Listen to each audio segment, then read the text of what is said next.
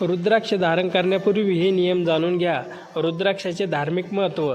मित्रांनो, रुद्राक्ष म्हटले की आपल्या डोळ्यासमोर भगवान शिवांचे स्वरूप उभे राहते. शिवभक्तांच्या हातात किंवा गळ्यामध्ये रुद्राक्षाची माळ आपण अनेकदा पाहतो. पण तुम्हाला माहिती आहे का, रुद्राक्ष धारण करण्यामागे केवळ परंपरा नाही, तर त्यातील हिंदू धर्मातील परंपरेमध्ये अत्यंत पवित्र आणि आध्यात्मिक महत्त्व दिले गेले आहे. धार्मिक मान्यतेनुसार रुद्राक्ष हा भगवान शिवांशी संबंधित पवित्र मणी मानला जातो. त्यामुळे अनेक भक्त रुद्राक्ष धारण करून शिवनामाचा जाप, ध्यान आणि साधना करतात. पण रुद्राक्ष धारण करण्यापूर्वी काही गोष्टी माहिती असणे गरजेचे आहे. रुद्राक्ष कोणत्याही प्रकारे घातला तरी चालेल का?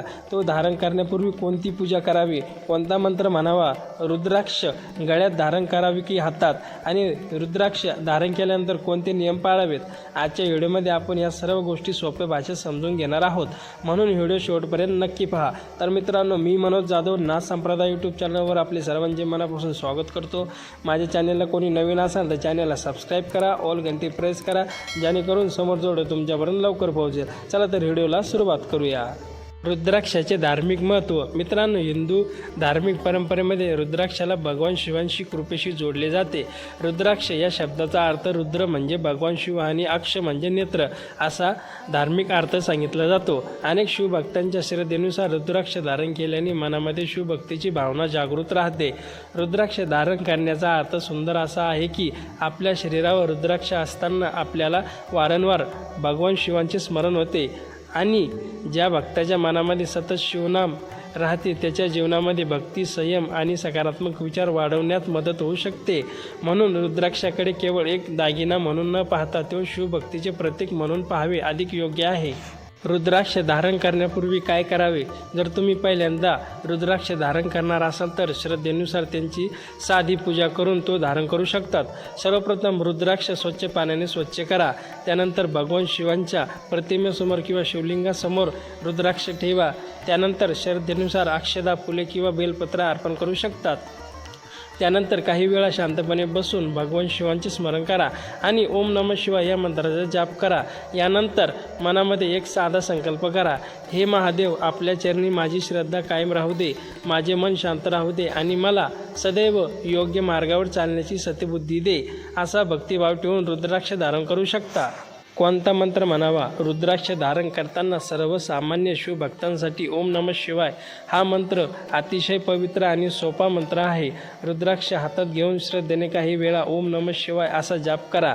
मंत्र किती वेळा म्हणण्यापेक्षा मनामध्ये श्रद्धा, एकाग्रता आणि भक्ती असणे महत्त्वाचे आहे. कारण केवळ माळ हातात घेऊन मन दुसरीकडे असेल तर साधनेला आध्यात्मिक उद्देश कमी होतो. म्हणून रुद्राक्ष धारण करताना मन शांत ठेवा आणि भगवान शिवांचे स्मरण करा. रुद्राक्ष गळ्यात, हातात किंवा माळेच्या स्वरूपात धारण करण्याची परंपरा अनेक ठिकाणी आढळते. मात्र कोणत्या प्रकारचा रुद्राक्ष कोणत्या पद्धतीने धारण करावा याबाबत वेगवेगळी परंपरा आहेत. त्यामुळे विशिष्ट मुख्य रुद्राक्ष धारण करताना असाल तर जाणकार व्यक्तीकडून किंवा आपल्या धार्मिक परंपरेनुसार योग्य माहिती घेणे चांगली. सर्व रुद्राक्ष सर्वसामान्यसारखे आहेत किंवा विशिष्ट रुद्राक्ष धारण केल्याने एखादा आजार नक्की बरा होईल असे निश्चितपणे म्हणणे योग्य नाही. रुद्राक्ष हा श्रद्धा आणि आध्यात्मिक साधनेशी संबंधित आहे. रुद्राक्षाचे फायदे काय मानले जातात? धार्मिक आणि योग परंपरेमध्ये रुद्राक्षाला मनाची शांतता, ध्यान आणि एकाग्रतेशी जोडले जाते. अनेक भक्तांना रुद्राक्ष धारण केल्यानंतर आध्यात्मिक आधार मिळतो आणि शिवनामाच्या साधनेची आठवण राहते अशी त्यांची श्रद्धा असते. काही लोक रुद्राक्षामुळे मानसिक तणाव कमी होतो, सकारात्मकता वाढते किंवा एकाग्रता सुधारते असे त्यांचे अनुभव सांगतात. परंतु हे लक्षात ठेवणे अत्यंत महत्त्वाचे आहे की रुद्राक्षाला वैद्यकीय उपचार पर्याय समजू नये. उदाहरणार्थ, रक्तसंबंध, हृदयविकार किंवा इतर आरोग्याची समस्या असेल केवळ रुद्राक्षावर अवलंबून राहू नका. योग्य डॉक्टरांचा सल्ला घ्या. उपचार घेणे आवश्यक आहे. रुद्राक्ष श्रद्धेसाठी धारण करा, पण आरोग्याच्या बाबतीत आवश्यक वैद्यकीय उपचार नक्की घ्या. रुद्राक्ष धारण केल्यानंतर कोणते नियम पाळावे? मित्रांनो, रुद्राक्ष धारण केल्यानंतर सर्वात महत्त्वाची गोष्ट म्हणजे त्यांच्याबद्दल आदर, श्रद्धा आणि आदर ठेवणे. रुद्राक्षाला फॅशनची वस्तू समजून वापरण्यापेक्षा त्यामागील आध्यात्मिक भावना समजून घेणे चांगले. दररोज शक्य असेल तर काही वेळा ओम नमः शिवाय मंत्राचा जाप करा. रुद्राक्षाची स्वच्छता आणि योग्य काळजी घ्या. रुद्राक्ष खराब झाला किंवा तुटला तर आपल्या परंपरेनुसार त्याचे काय करायचे याबाबत जाणकार व्यक्तीकडून सल्ला घेणे चांगला. सर्वात महत्त्वाचे म्हणजे रुद्राक्ष धारण करून आपण इतरांपेक्षा श्रेष्ठ आहो असा अहंकार मनामध्ये ठेवू नका, कारण खरी शिवभक्ती म्हणजे नम्रता, संयम आणि सातत्य.